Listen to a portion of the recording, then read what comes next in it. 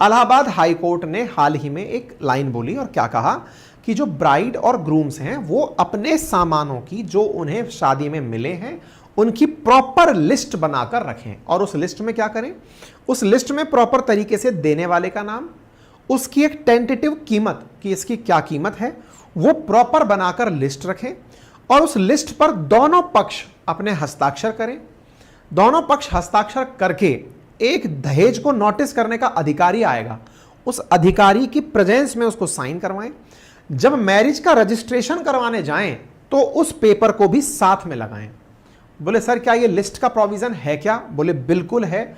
जो दहेज प्रतिषेध अधिनियम 1961 है उसके अंदर जो रूल रेगुलेशन 1985 के तहत बनाए गए उसके अंदर ये प्रोविजन है। तो आज के अंदर उसकी धारा 3 क्या है वो भी बताएंगे, साथ में 1985 में क्या रूल्स आए वो भी बताएंगे, और क्यों इलाहाबाद हाईकोर्ट ने ये कहा। अब उसके ऊपर चलते हैं।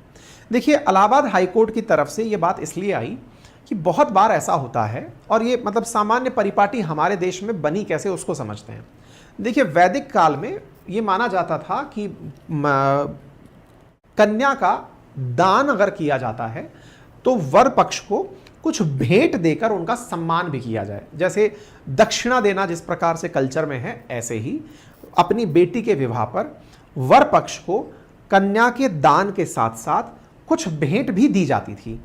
ये जो भेंट पहले मर्जी से दी जाती थी, जैसे वैदिक काल में जाति प्रथा एक कुप्रथा के रूप में बन गई। पहले जाति प्रथा असल में प्रथा नहीं थी, जाति काम के आधार पर डिसाइड होती थी कि जो जिस तरह का काम कर रहा है वो उस जाति से समझा जाएगा।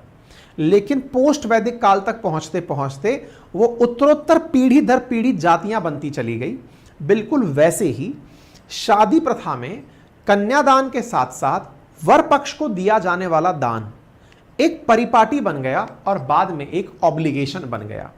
ऑब्लिगेशन मतलब मजबूरी है कि अगर आपको शादी करनी है, लड़का काबिल है तो उसे इतना दहेज देना होगा, यानी कि यही कन्यादान दहेज का रूप ले लिया।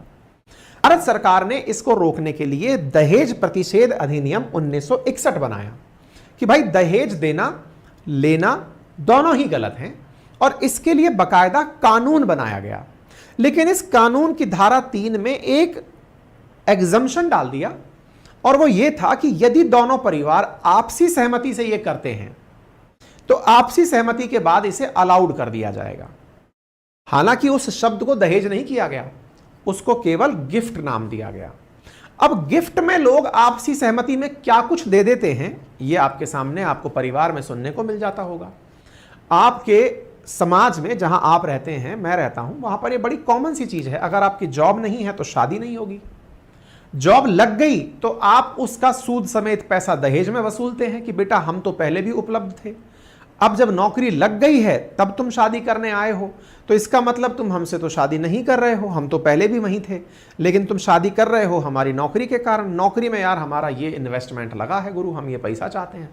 इस तरह से दहेज को प्रोत्साहित किया जाता है, और वधु पक्ष की तरफ से भी इस बात को एडमायर किया जाता है कि हमने शादी में इतना पैसा लगाया।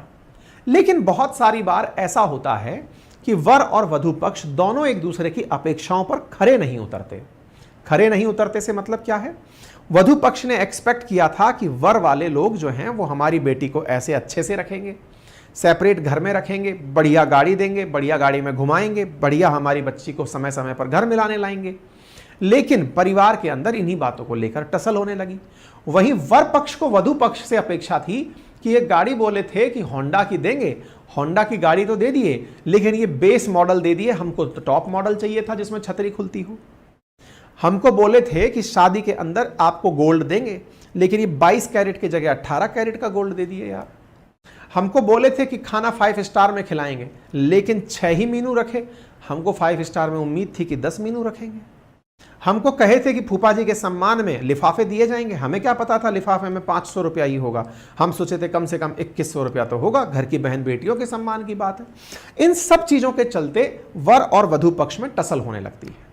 वर वधु पक्ष की जो टसल है धीरे धीरे वो दहेज प्रताड़ना का रूप ले लेती है। दहेज प्रताड़ना में वर पक्ष के द्वारा वधु पक्ष को मानसिक रूप से यातनाएं दी जाती हैं। यातनाएं इस बात की कि तुम्हारे पिताजी ने ये सब प्रॉमिस किया था, हमको तो नहीं दिया, हमारे इस प्रॉमिस को उन्होंने तोड़ दिया। और इस बात का गुस्सा महिला पर निकाला जाता है, जिसके चलते बहुत बार दहेज प्रताड़नाओं के चलते बहुत सी बच्चियों ने आत्महत्या की, या फिर महिला के द्वारा दहेज पर विरोध व्यक्त करने पर ससुराल पक्ष के द्वारा उसकी मारपीट करके उसकी हत्या की गई। इन दोनों ही मुद्दों ने देश को झकझोर कर रख दिया। एक ऐसा कार्य जिसके बिना सृष्टि का संभव ही नहीं है विकास, आगे की तरफ बढ़ना, आपका और मेरा इस धरती पर आना, उस नैतिक कार्य के लिए भी हमारे देश के अंदर मोल भाव चलते रहे। इस मोल भाव को रोकने के लिए फिर सरकार निकल कर आई, और सरकार की तरफ से आज जो कोर्ट का आदेश है, आज आप उसे सुन रहे हैं। तो हमारे देश के अंदर डॉयरी जो लॉ है उसके ऊपर क्या मिसयूज होता है उसके ऊपर चर्चा होने वाली है। लेकिन दहेज की हत्या वाले जो मामले हैं उनमें उत्तर प्रदेश टॉप पर है दहेज की हत्या के मामले में। और दहेज के खिलाफ अगर हम कानून की बात करते हैं तो बिहार ने दहेज के लिए कानून बनाया था, बिहार दहेज प्रतिषेध अधिनियम, और आंध्र प्रदेश ने बनाया था आंध्र प्रदेश दहेज प्रतिषेध अधिनियम। लेकिन भारत सरकार का अधिनियम वर्तमान में सब पर लागू होता है और उसका नाम है दहेज निरोधक अधिनियम 1959। लेकिन संसद से पास होते होते 1961 हो गया था, इसलिए इसे अंततः 6 मई को 1961 में पास किया गया और इसका नाम दहेज निषेध अधिनियम डॉरी प्रोहिबिशन एक्ट 1961 बन गया। तो आज जितने भी दहेज रिलेटेड केस होते हैं उन दहेज रिलेटेड केस के अंदर दहेज प्रोहिबिशन एक्ट 1961 चालू होता है। हमारे चैनल पर आप लोग बहुत दिनों से हमारी खबरें सुन रहे हैं, उसके बावजूद भी आधे से ज्यादा लोग ऐसे हैं जिन्होंने चैनल सब्सक्राइब नहीं किया हुआ है। सब्सक्राइब कर लीजिए। हमारे देश में दहेज लेना या देना पर कोई प्रतिबंध है क्या? बिल्कुल। धारा 3 के अनुसार अगर कोई भी व्यक्ति दहेज लेता है अथवा देता है, दोनों ही स्थिति में उसे 5 वर्ष की कारावास और 15,000 रुपए मूल्य की राशि की पेनल्टी या इससे भी अधिक से दंडित किया जा सकता है। तो दहेज लेना गलत है। दहेज लेने पर, अब यहीं पर ही तो सारा पेच फंसा है, दहेज लेना गलत है फिर भी दहेज दिया जा रहा है। कैसे? क्योंकि इसी लॉ के अंदर एक बाईपास छोड़ा हुआ था, और वो क्या था? आपसी सहमति से उपहार। अब उस उपहार की कोई लिमिट सेट नहीं है। पिता अगर अपनी पुत्री को अपनी खुशी से कोई देना चाहे, इसीलिए जब आप लड़के वालों के पास जाते हैं तो लड़के वालों का पहला डायलॉग होता है, सर हम दहेज की मांग नहीं करते, बाकी देखो बेटी आपकी है, उसके लिए तो आप भी कुछ कम तो नहीं सोचेंगे, मर्जी आपकी, जैसा आपको ठीक लगे, आप तो अपनी बच्ची के लिए अच्छा ही करेंगे, अपनी बच्ची के लिए अच्छा करेंगे। ये बात बोल करके फिर वो बिचौलिए के माध्यम से, मिडिल मैन के माध्यम से पूछवाते हैं, जरा पूछो गाड़ी कौन सी दे रहे हैं, जरा पूछो खाना कहां कर रहे हैं। बिचौलिए भी ध्यान दें, आपके लिए भी कानून है इसके अंदर, ठीक है ना।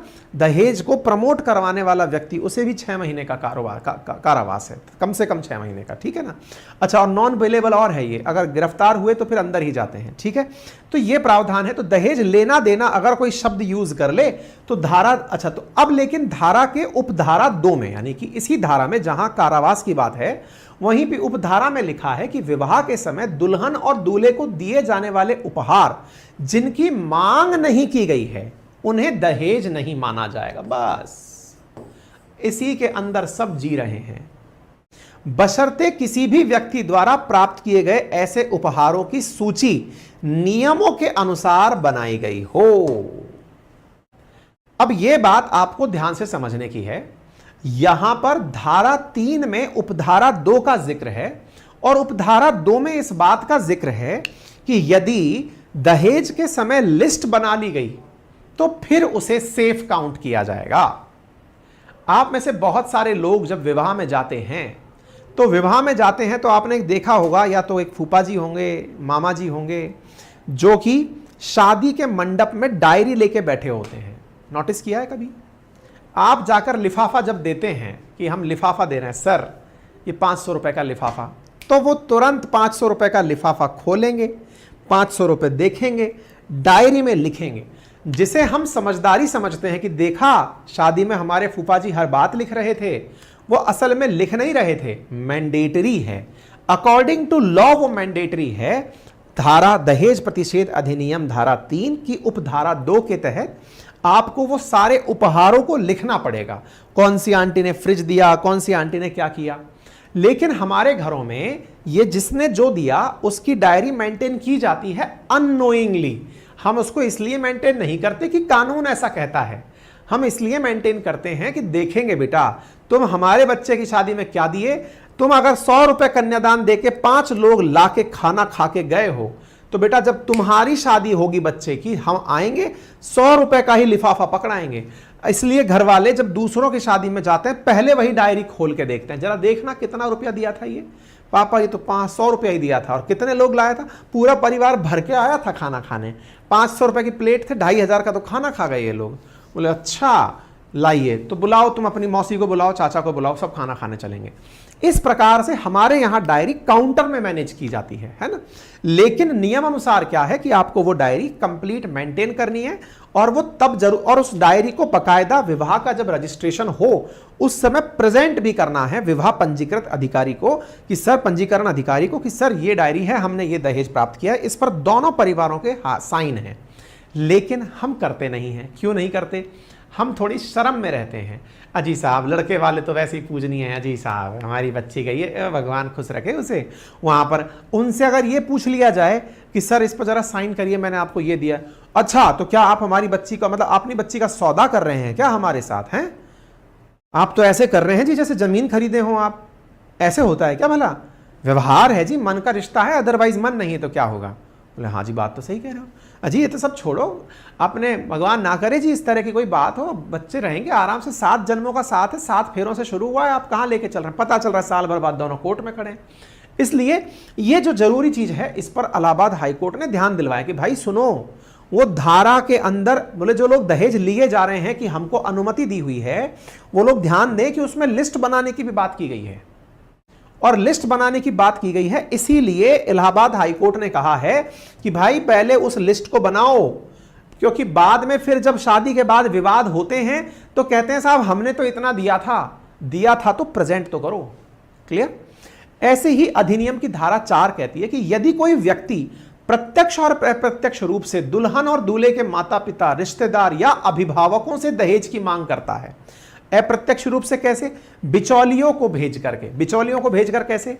वो जो अंकल बीच में आए थे कि आपकी बेटी की उनके बेटे से शादी कराएंगे, वही दोबारा आते हैं।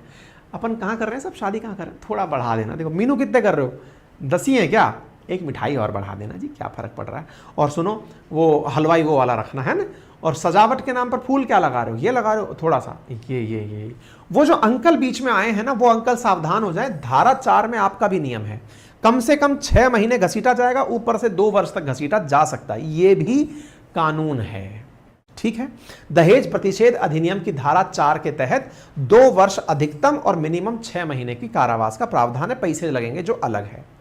इसके साथ साथ कई बार आप विज्ञापन देखते हैं, विज्ञापन में तो आजकल खैर विज्ञापन वो लोग ज्यादा निकालते हैं जिनकी शादी नहीं हो रही होती है, लेकिन जो लोग शादी के दौरान पहले से ही सोच लेते हैं कि नहीं साहब ढिंडोरा पीटेंगे कि लड़का शादी के लिए तैयार है कि लड़की शादी के लिए तैयार है, बढ़िया एलिजिबल आदमी चाहिए, और इसीलिए मैट्रिमोनी का उपयोग करेंगे, शादी.com से काम करवाएंगे हम, और फिर शादी.com के लोगों को शार्क टैंक में भेजेंगे। तो भाई साहब कुल मिलाकर के विज्ञापन में अगर आपने ड्योरी का चर्चा कर दिया, इसीलिए आजकल अपने देश में एक नया फैशन निकल आया है, और वो क्या है कि शादी करो ऑनलाइन। ऑनलाइन से मतलब शादी.com, मैट्रिमोनी.com। बोले यहां पर तो कोई व्यक्ति कहेगा ही नहीं कि दहेज चाहिए। क्यों? क्योंकि अलाउड नहीं है, बिचौलिए अंकल आंटी है नहीं, वेबसाइट है, वेबसाइट के थ्रू आप आए हो, दहेज की मांग आप कर नहीं सकते, धारा 3 आपको उठाकर जेल डाल देगी 5 साल के लिए। इसलिए इन दिनों इंडिया में गजब का कल्चर चला है साहब। पढ़े लिखे लोग दहेज बचाने के लिए जो रास्ता निकाल लिए हैं वो है ऑनलाइन शादी। ऑनलाइन मतलब ऑनलाइन लड़का ढूंढो, लड़की ढूंढो और शादी करो, इससे दहेज का झंझट खत्म। और वास्तविकता भी है, ये मैंने होता देखा है, दहेज बहुत लोगों ने बचाया भाई ऐसे करके कि भाई साहब ऑनलाइन में तो बच्चा पढ़ा लिखा है, बच्ची पढ़ी लिखी है, बस इतना ही कर सकते हैं, सब शादी कर दी और क्या। नहीं नहीं नहीं, फिर हटाओ, कोई इमोशन है नहीं, कोई सामाजिक बेइज्जती नहीं है, रिश्ता हटे तो हटे, कोई नहीं। तो इस प्रकार से विज्ञापन पर भी प्रतिबंध धारा 4A के अंदर लगाया गया है। ठीक है सर, हमारे चैनल पर आप लोग बहुत दिनों से हमारी खबरें सुन रहे हैं, उसके बावजूद भी आधे से ज्यादा लोग ऐसे हैं जिन्होंने चैनल सब्सक्राइब नहीं किया हुआ है। सब्सक्राइब कर लीजिए। ध्यान से सुनने वाली बात है, धारा 304B कहती है, भारतीय दंड संहिता 1860 के अंदर बाद में जोड़ी भी गई है, कि अगर शादी के 7 साल के भीतर अगर सामान्य परिस्थितियों के अंदर भी किसी महिला की मृत्यु हो जाती है और उसमें इस बात का आरोप लगता है कि यह दहेज के कारण हत्या हुई होगी, तो उसे दहेज हत्या कंसीडर किया जाएगा, दहेज मृत्यु कंसीडर किया जाएगा। इसलिए शादी के 7 साल बड़े क्रिटिकल माने जाते हैं। मान लीजिए खुदा न खास्ता कोई बीमारी से किसी की मौत हो जाती है और उस समय पर वधु पक्ष के द्वारा वर पक्ष पर आरोप लगाया जाता है कि साहब दहेज के लिए मार दिया न तुम्हारी बच्ची को, तो कोई एक्सक्यूज नहीं है, सीधा काउंट किया जाएगा, 304B की धारा लगेगी, सीधा हटाओ भाई, 7 साल के लिए जेल भेजो। इसके अंदर कोई मतलब वो नहीं है।